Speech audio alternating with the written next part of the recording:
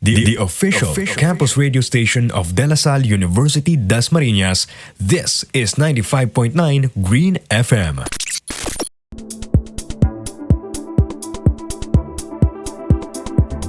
You are tuning in live 95.9 Green FM, radyo ng lahat, para sa lahat.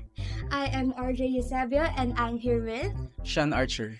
And right now in Reverie 2024, we are currently having a blast. So I have the opportunity to interview the very own Sean Archer. So this is your first time performing in De La Salle Dasmariñas. So how does it feel like to finally perform?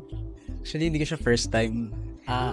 Noong May 2023, nag-perform ako sa isang, para siyang art gallery. Art gallery. Yung I think Obra 18 yung pangalan. Pero solo lang ako nun.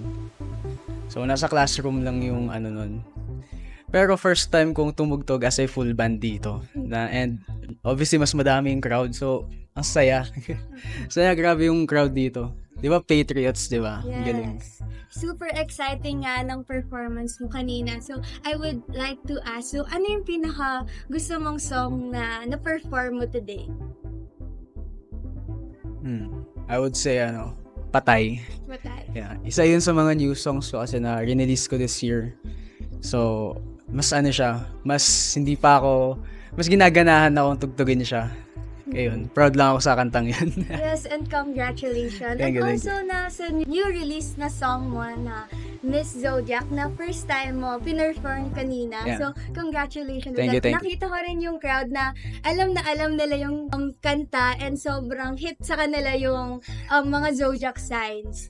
So, for my next question, since Reverie means dream-like, so when you're performing like earlier, does it ever feel like a fever dream? How would you describe this feeling? Yeah. Kasi kapag minsan galing ako sa backstage, so nag-warm up pa ako, 'di ba?